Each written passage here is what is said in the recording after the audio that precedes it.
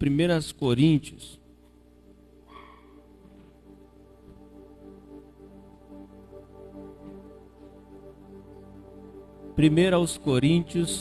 capítulo de número 3.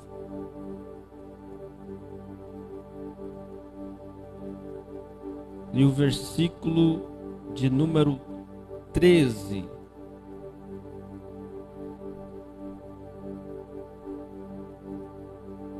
Amém? Diz assim: a obra de cada um se manifestará. Na verdade, o dia a declarará, porque pelo fogo será descoberta. O fogo provará qual seja a obra de cada um. E se a obra que alguém edificou nessa parte permanecer, esse receberá galardão. Se a obra de alguém se queimar, sofrerá detrimento, mas o tal será salvo, todavia como pelo fogo. Tome seu assento em nome de Jesus. Dizer aos irmãos que na virada de ano será de domingo para segunda ou de segunda? Tô sabendo, hein? De sábado para domingo nós vamos fazer um culto aqui, tá? Culto da virada. E depois do culto, que eu ainda vou marcar o horário com a mesa do presbitério. Agora nós temos presbitério, né? Nós tínhamos um presbítero, agora nós temos um presbitério. Nós vamos ver o horário melhor para começar esse culto, para depois, passando mal, Azaf, para depois nós termos uma confraternização. Amém? Talvez nós fazemos o culto no horário normal e lá pelas 9 horas, 9 e pouquinho, nós começamos uma confraternização entre nós para agradecermos a Deus pelo ano que nós tivemos. Se a virada é de sábado para domingo, domingo é primeiro? Isso? Tô sabendo, hein? Na segunda-feira, nós vamos iniciar dia 2, uma campanha de 12 dias para os 12 meses do ano de oração. Então nós vamos orar 12 dias seguidos, do dia 2 até o dia 13. Cada dia representando um mês de bênção da parte do nosso Deus. Vamos fazer mesmos dias que tiver o culto, nós vamos acabar o culto e fazer a oração para que nós tenhamos 12 meses de grandes vitórias. Dizer aos irmãos também que esta semana, no mais tardar a semana que vem, eu vou estar fazendo uma carta a cada um dos irmãos, agradecendo por estar conosco e pela contribuição de cada um neste ano. Eu estou vendo ainda se eu consigo fazer uma carta personalizada para cada um, ou se eu faço uma carta geral para todo mundo, mas a decisão de fazer uma carta já está tomada. Amém, irmãos? Quando o irmão estava ministrando na semana passada sobre a importância de criar os filhos no caminho do Senhor, eu coloquei no meu coração seguir esse tema e falar sobre a posição de cada um na família. Cada um, homem, mulher, filho, pai e mãe, tem uma posição importante dentro dos costumes judaico-cristão e que precisa ficar evidenciado.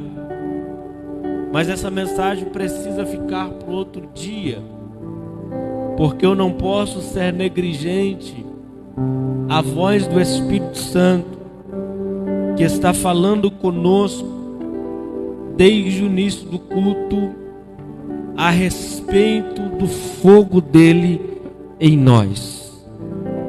Primeiro, ele falou que nós precisamos, com as minhas palavras, deixar o fogo queimar em nós, para que possamos abrir mão da nossa vontade de agradar as pessoas, para receber, adaptar a nossa vida na vontade de Deus e agradar ao próprio Deus. E depois nós tínhamos preparado 2 canções. Uma nós não demos conta, muito por causa de mim, que eu sou o ponto mais fraco do Ministério de Louvor agora, sou eu. Então quando não dá para tocar uma música é por causa de mim, irmão. Sabia que eu que não sei tocar. Então uma nós não demos conta de tocar, porque eu não sabia as notas da música. E eu sou aquele que precisa colocar o cifra-clube lá, para colocar as notas lá, para me poder baixar. E não demos conta. E em cima da hora já era 7h40 quase. Alguém falou assim: vamos tocar Caia Fogo.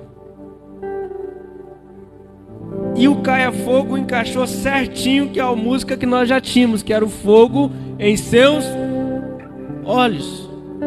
Então nós precisamos deixar Deus falar conosco através do culto. Eu gosto de me preparar, eu gosto de ler a Bíblia, eu sempre tenho uma mensagem pronta na minha cabeça. Eu não fico, eu não sou pego de surpresa. Se eu for pregar em outra igreja amanhã, ou se eu nem for para pregar, alguém me convidar para ir num culto, eu for num culto e falar assim: ô pastor, você prega? Eu prego, porque eu tenho mensagem pronta na minha mente. Só que eu preciso deixar tudo isso para deixar Deus agir através do culto. E o Deus desta noite está querendo acender em nosso coração uma chama muito intensa da sua presença. E eu preciso explicar para você algo. O primeiro batismo, aliás, antes do batismo a gente faz o quê? Aceita a Jesus. Por que é nós que aceitamos Jesus? Não é Jesus que nos aceita, porque o pecador da história, irmão, é nós. O errado da história é nós. E por que nós falamos assim: aceita Jesus, e não oramos para que Jesus nos aceite? Alguém sabe por quê? Porque a parte dele de nos aceitar já foi feita na cruz do Calvário. Antes de qualquer coisa, aleluia, da nossa vida, ele estava assim, ó: eu te aceito. Eu te aceito, aleluia. Mas você vai aceitar ele? Pecador, pecadora, falho, cheio de vícios, cheio de pecados, cheio de sujeira na vida. Eu aceito, porque o meu sangue purifica. Então aceitar Jesus é o primeiro passo. Agora, quando eu aceito Jesus como meu Senhor, como meu Salvador, com o coração eu creio, com a boca eu confesso, eu aceito Jesus, eu tenho que saber que essa decisão de me entregar a Jesus e aceitar Ele como meu Senhor, agora eu preciso abrir mão da minha maneira de viver, para que Ele possa viver em mim. Amém, irmão? A igreja aceita todo tipo de pecadores dela. A igreja tem que pregar para a pessoa vir como está. Ah, eu estou fumando, vem. Ah, eu estou bebendo, vem. Ah, eu estou me prostituindo, vem. Ah, eu estou vendendo droga, vem. A igreja precisa estar pronta para receber todo tipo de pessoa. Vocês estão entendendo? E todos esses tipos de pessoa precisa de Jesus. Diga assim, por quê? Porque esse tipo de pessoas são os doentes. Mas Ele é o médico. Ele é o médico. Então precisa vir. Mas precisa vir como está. Mas de maneira nenhuma pode permanecer no mesmo estado que veio. Porque senão não houve conversão de verdade. Se você quiser aceitar Jesus e continuar vivendo a mesma vida e não quiser que Ele te transforme, eu sinto muito, mas você nunca entregou a vida para Jesus de verdade. Porque é impossível olhar nos olhos dele, é impossível olhar para a cruz, é impossível olhar para o sacrifício que Ele fez na cruz do Calvário por causa do meu pecado e continuar a viver no mesmo pecado. É impossível. É impossível. Feche os teus olhos esta noite. Por que fechar os teus olhos? Porque eu quero que você imagine os olhos dele na cruz do Calvário. O seu corpo perdeu o brilho. Aliás, Isaías falou que ele não tinha parecer, ele não tinha formosura, não tinha beleza nenhuma a qual alguém o desejasse. Não está falando dele como pessoa, está falando da hora do sacrifício. Porque aí as pessoas usam esse versículo para falar que Jesus era feio. Feio sou eu perto dele. O Rodolfo falou assim, não é só perto dele não. Eu li nos seus lábios. Estou brincando. Mas ele não tinha beleza nenhuma por causa da cruz. O seu rosto ensanguentado, as suas mãos furadas, a coroa de espinhos sobre a sua cabeça, o seu corpo todo ensanguentado por causa dos açoites, apanhou na face, levou um soco na boca. Mas uma coisa ele não perdeu na cruz: o brilho dos olhos dele. E eu provo para você que ele não perdeu esse brilho, porque ele está na cruz do centro. E o bandido da esquerda zomba dele. Não deu conta de salvar nem a você mesmo. Quer ser rei do judeu, rapaz. Mas o outro, quando olhou nos seus olhos, meu Deus, ele se apaixonou na hora. Porque os seus olhos, como chama de fogo, ao ser encarado por ele, por aquele que estava à sua direita, ele olha nos seus olhos e diz assim: Senhor. Reconheceu Jesus como Senhor. Lembra-te de mim quando entrares no teu reino. Ele está dizendo assim: eu reconheço o Senhor como o Senhor da minha vida. Eu reconheço as palavras que o Senhor pregou. Eu te conheço como Rei. Lembra-te de mim quando entrares no seu reino. Ele se arrependeu. Ele procurou arrependimento, ele procurou uma conversão. Mas não deu tempo de consertar a vida. Não deu tempo de restituir como Zaqueu 4 vezes mais quem porventura ele tinha roubado. Não deu tempo de buscar o batismo com o Espírito Santo para fazer a obra. Não deu tempo para buscar o batismo do fogo para aprender a ter as obras do Espírito, fruto do Espírito: paz, amor, longanimidade, bondade, perseverança, domínio próprio, fé, amor e etc, etc. Não deu tempo. Então o reino ele não pode entrar, Porque o reino é para transformados pelo fogo. Eu vou dizer de novo, o reino é para transformados pelo fogo. Mas Jesus olhou para ele e disse assim: hoje mesmo tu estarás comigo no paraíso. Ou seja, fique tranquilo. Você me reconheceu como Senhor, Salvador da sua vida. Reconheci, Senhor. Então pode ficar tranquilo. É os últimos instantes, é o último momento da sua vida. Senhor, fique tranquilo. Para o inferno você não vai. Porque se você me confessou diante dos homens, eu vou te confessar diante de Deus e dos seus santos anjos.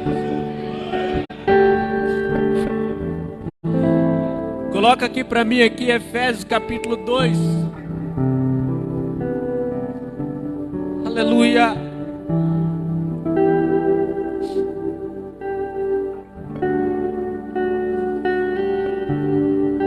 Diga assim: quando eu entrego a vida, diga, quando eu entrego a vida a Jesus, Ele me livra da condenação do inferno.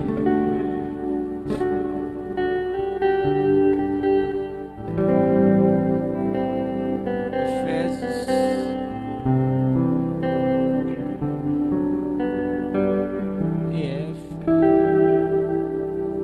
Quase na linha de cima, na linha de cima. Aí.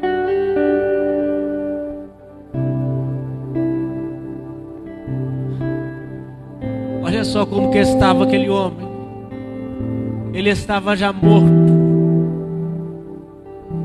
Mas Jesus e vos vivificou, estando vós mortos em ofensas e pecados. Muda para frente.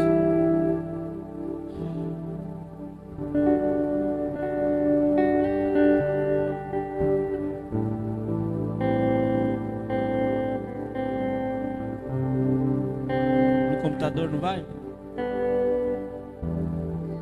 Vou abrir lá para ficar mais fácil.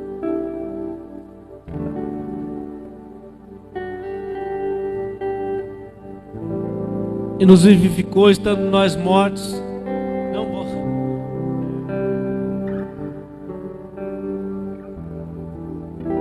Em nossos delitos e pecados, em que outro tempo andastes, segundo o curso deste mundo, segundo o príncipe das potestades do ar, do espírito que agora opera nos filhos da desobediência,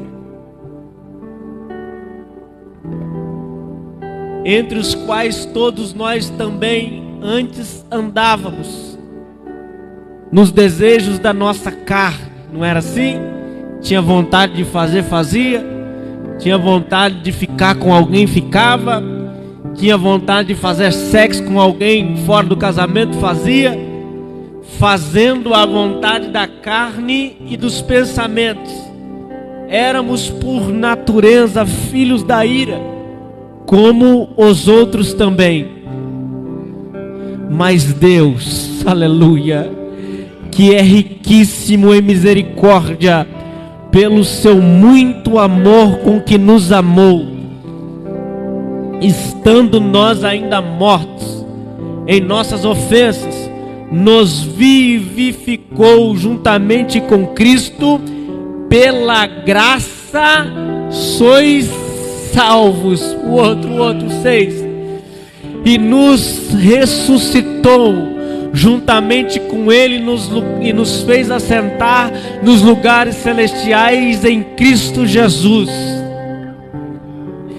para mostrar nos séculos vindouros as abundantes riquezas da sua graça, sua benignidade para conosco em Cristo Jesus. Porque pela graça sois salvos, por meio da, isso não vem de vós, é dom de, isso não vem de vós, é dom de. Pela graça sois salvos, por meio da...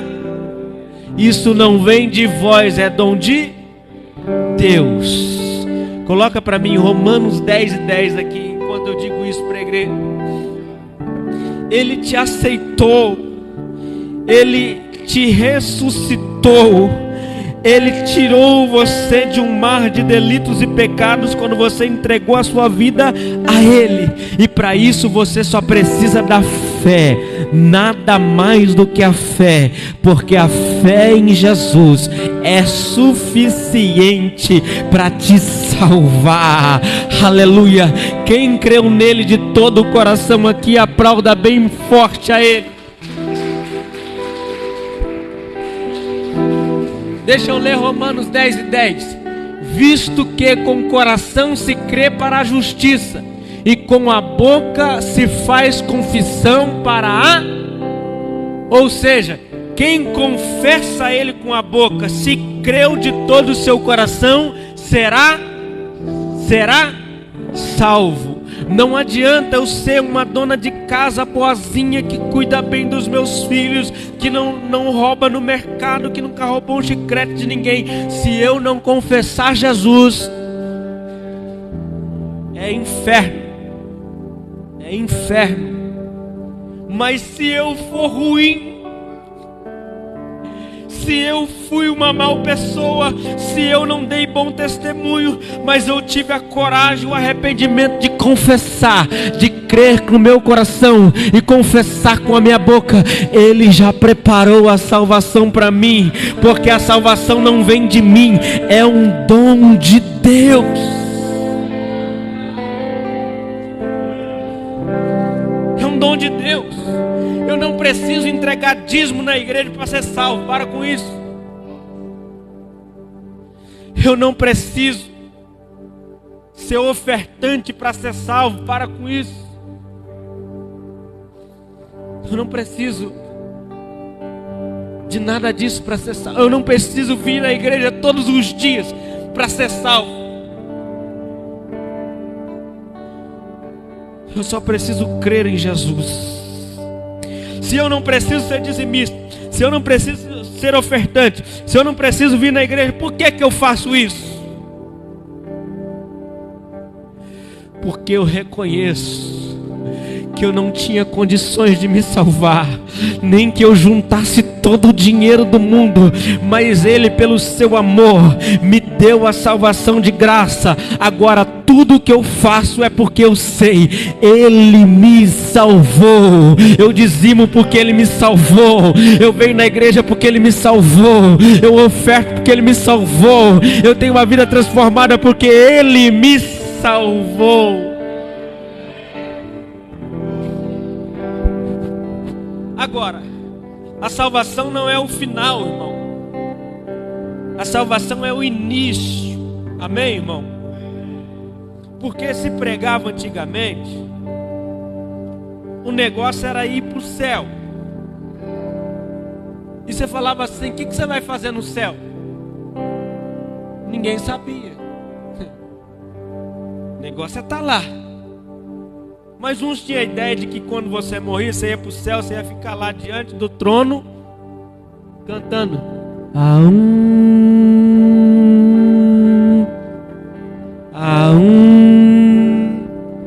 e não ia fazer nada no céu. Por isso que você só achava que a salvação era o final. Mas antes de você, aliás, você primeiro vai para o céu e vai participar de uma mesa, onde o próprio Jesus vai te servir. Aleluia. Mas eu não sei se você vai conseguir olhar para Ele, porque enquanto Ele estiver servindo a você aqui no norte, Ele está servindo Abraão lá no sul, está servindo outro lá no leste, outro lá no oeste, em todo lugar, porque Ele é onipresente. Mas se você olhar para os olhos dele, os seus olhos serão como chama de fogo. Depois que você participou da ceia lá, você vai voltar para a terra. Você vai passar 7 anos lá e vai voltar para a terra, porque a terra vai estar um caos. E você vai reinar com Cristo durante um período de 1000 anos. Isso está em Apocalipse capítulo 20. Você vai reinar com Cristo durante 1000 anos. Só que tem um detalhe. Diga assim, qual? Só aceitar Jesus como Senhor te livra do inferno, mas não dá para você a possibilidade de ser arrebatado. Não dá a você a possibilidade de sentar na mesa com Ele. Não dá a você a possibilidade de reinar com Ele durante 1000 anos.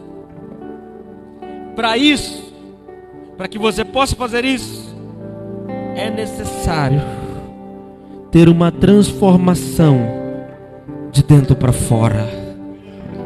Para que você possa subir no arrebatamento da igreja, é necessário você ser transformado. E a ferramenta que Deus usa para nos transformar é o fogo. O fogo consome toda a vontade humana, a vontade carnal, a vontade do ser humano. O fogo consome. Como que eu faço para ter esse fogo? Oração, jejum e leitura da palavra. Oração, jejum, leitura da palavra. Oração, jejum.